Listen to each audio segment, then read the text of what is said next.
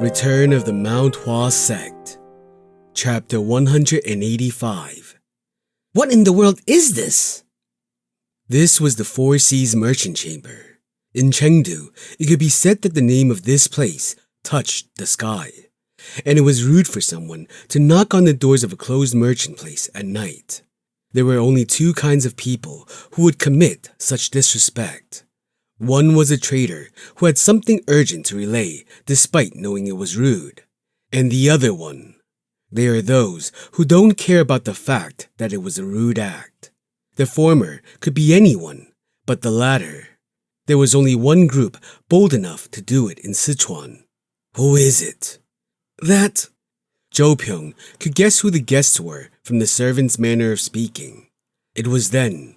Suddenly, it started to get noisy. You must not come in. Please wait. You're not allowed to get in there.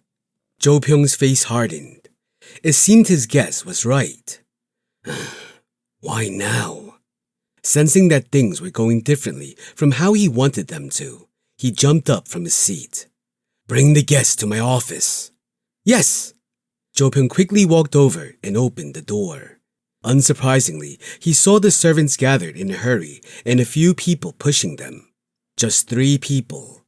The 3 people weren't that old and were walking leisurely through the halls.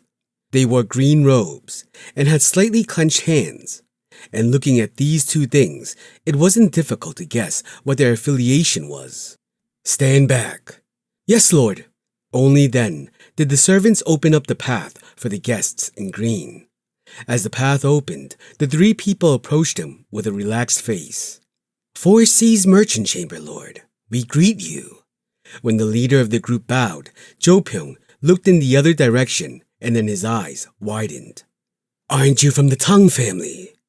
The one who took the lead was Tang Zhan, one of the minor lords in the Sichuan Tang family. Tang Zhan, the 5th son of the Lord. If he was the 5th son of the Lord, then he wasn't a person who wielded much power. But when it came to the Tang family, things were different. In the Tang family, where blood came first, everything was inherited by blood, and the 5th son also had power. Although he was young now and couldn't hold any key positions, there was a high chance that he could become the backbone of a party in a couple years. And such a person was openly invading his home at night. Zhou Pyong's face darkened. It seems that he didn't come here to do anything good. When there was no response from the other side, Zhou Pyong moved. It is an honor to meet the people of the Tang family, but I am very concerned about the fact that you have come to neglect the custom that night times aren't when guests come knocking on doors.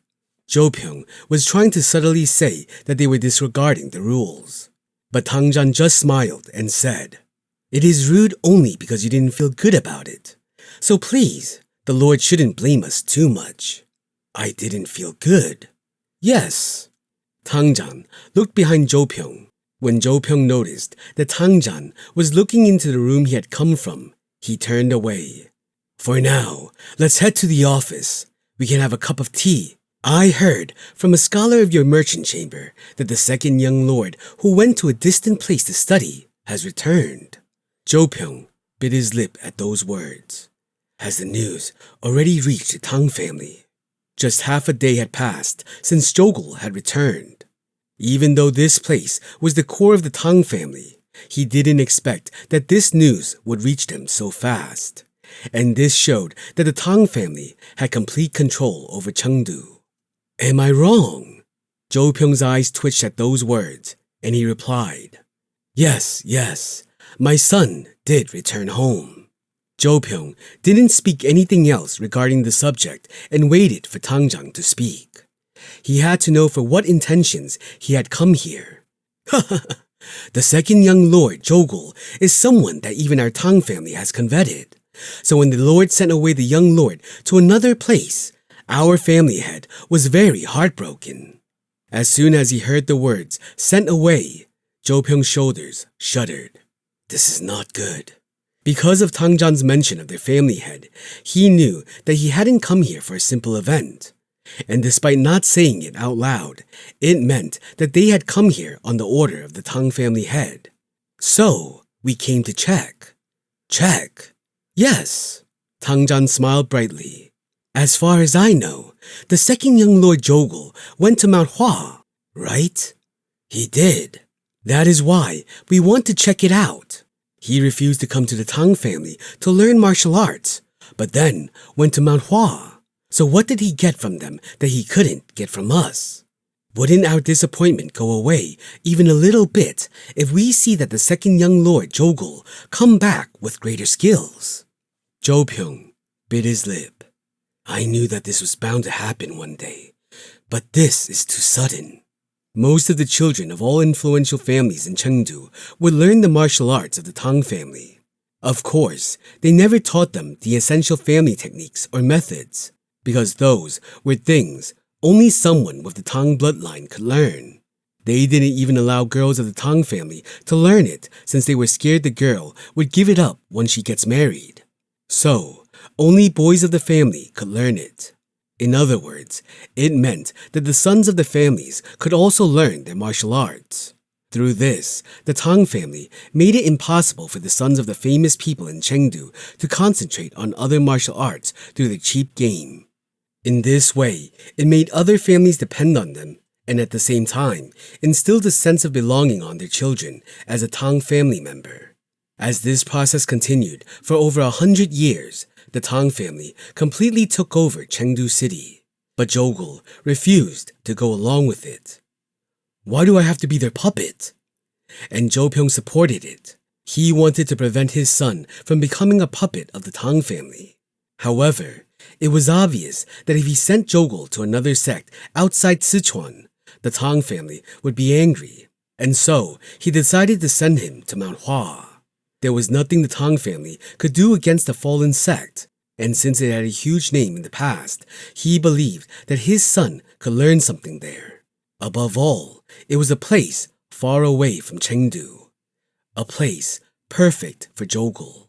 As you know, the place where my child went to is Mount Hua. Mount Hua is a sect which has collapsed both in name and reality. I just sent him there because he liked swords so much. I know, we all do, but Tangjan's face went cold.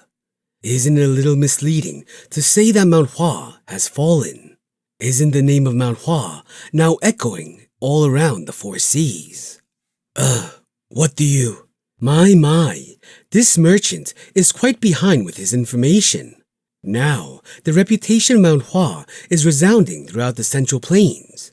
Among them, the name of the third-class disciples, Jogul and Yunjong, and the second-class disciples, Baekchun and Yu Yisol, keep popping up. It has been going around for quite a while now. Jo Pyong's eyes widened. It had to be an exaggeration. But now, the Tang family had come to pressure him.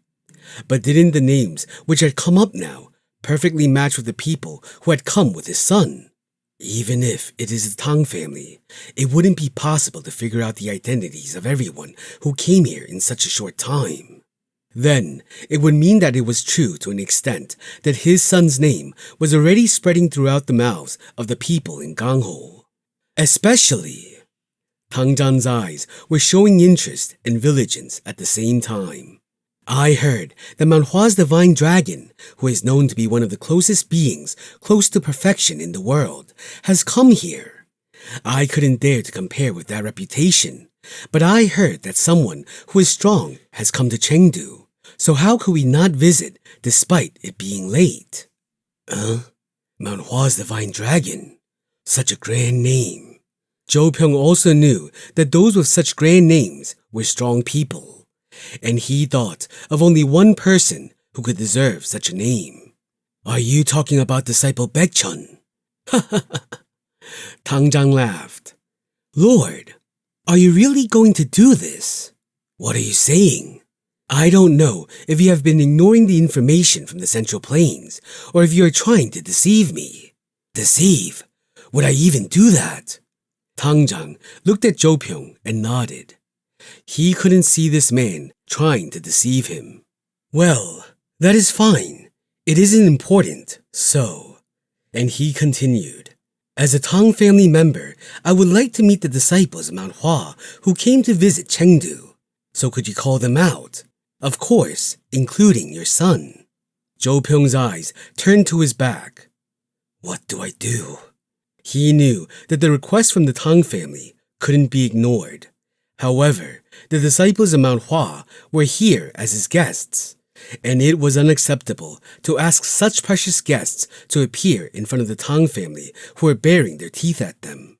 They wouldn't harass his son because he was a merchant family member, but the others, he couldn't imagine it. And Jo Pyung, who knew to fear the anger of the Tang family, worried and replied, I understand what you mean, but it is kind of late today. So how about you come back tomorrow since the guests have headed to bed? Headed to bed? The disciples of Mount Hua must be lazy. They traveled a long distance, so the exhaustion... Lord, Tang Zhang spoke in a low voice. This is a request from the Tang family. Are you going to continue to intervene with this? Why would I? Jo Pyung's face turned pale. Anyone knew what it meant to go against the word of Tang, and Jo Pyung would be the last one to do that.